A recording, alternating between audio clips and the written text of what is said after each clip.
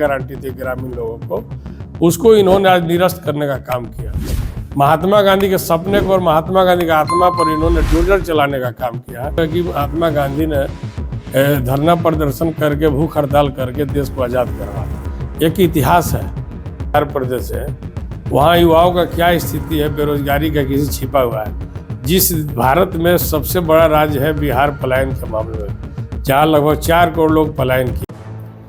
देखिए, भारतीय जनता पार्टी में लगभग 5 वर्ष से जेपी नड्डा राष्ट्रीय अध्यक्ष है, और चूँकि भारतीय जनता पार्टी तो जुमलाबाजी के लिए मशहूर है, जो कहती है वो करती नहीं है।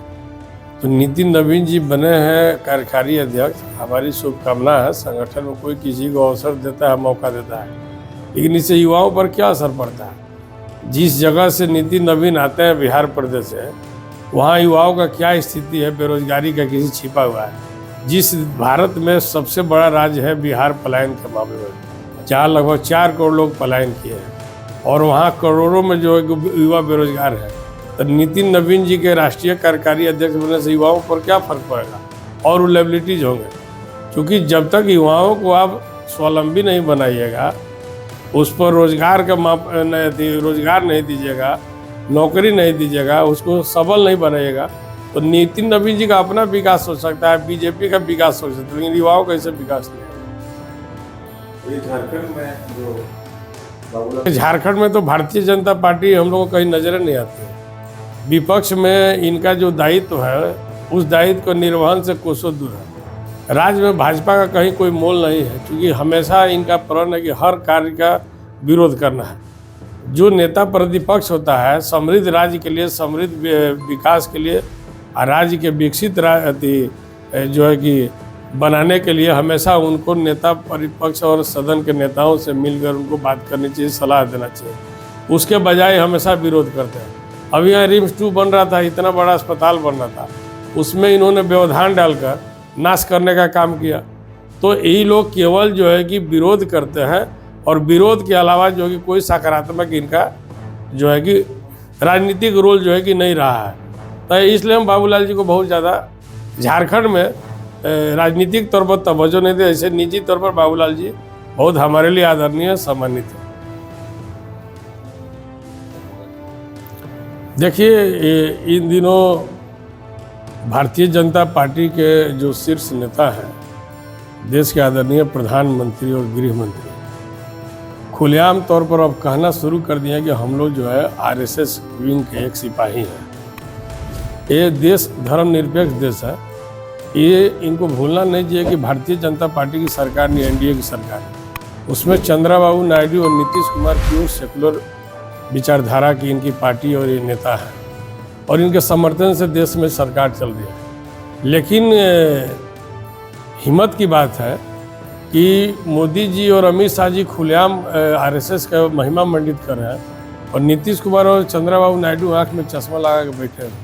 ये पूरे देश में एक चर्चा का विषय और चिंता का विषय है। बीते दिनों अंडमान में इन्होंने जाके वीर सावरकर का एक प्रतिमा का अनावरण किया, और उस दौरान इन्होंने कई बातें गांधी जी के विषय में बोला था। देखिए, देश सत्य और अहिंसा का ही देश रहा है।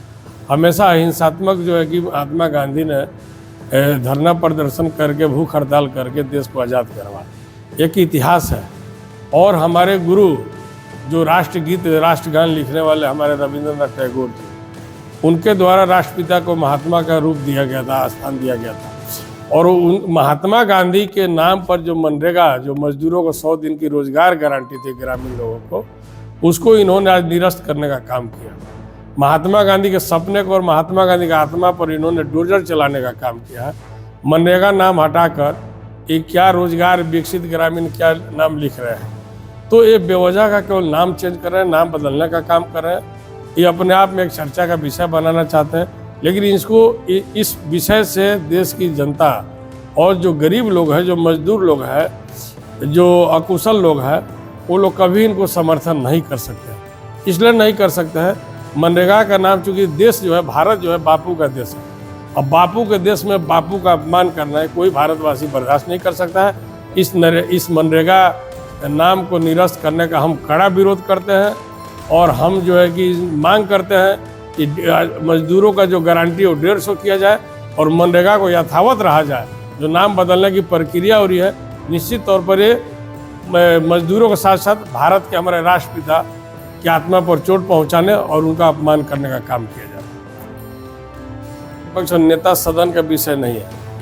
ये माननीय न्यायालय के द्वारा जो है हाईकोर्ट के निर्देश पर जो शहर में जितना भी अतिक्रमित जगह है उसको तोड़ने और खाली कराने का काम किया जा रहा है। उसमें रिम्स परिसर बताइए, बरसों से रिम्स का कितना बड़ा एरिया था, तो अवैध रूप से बनाया गया है।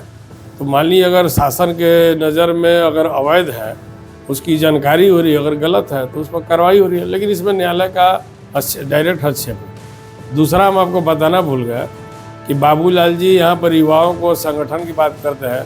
अब बाबूलाल जी जिस प्रदेश के अध्यक्ष हैं, उनके राज्य में एक गढ़वा जिला भी पड़ता है जो समाजवादियों का एक प्रतिबिंब जिला है।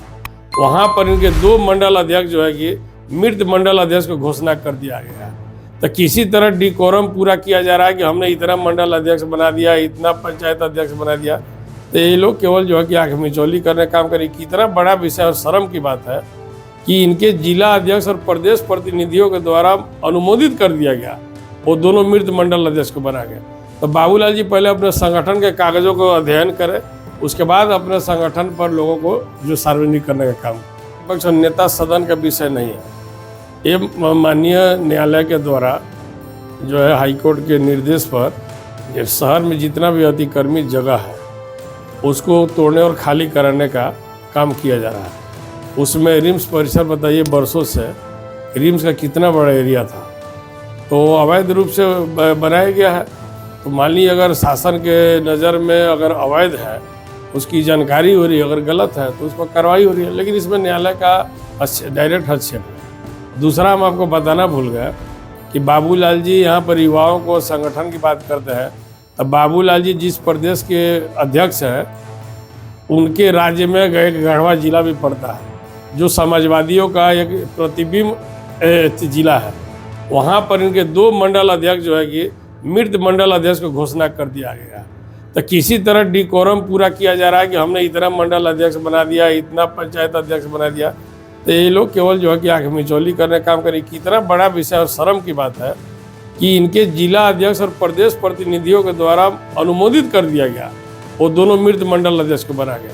तो बाबूलाल जी पहले अपने संगठन के कागजों को अध्ययन करें, उसके बाद अपने संगठन पर लोगों को जो सार्वजनिक करने का काम करें।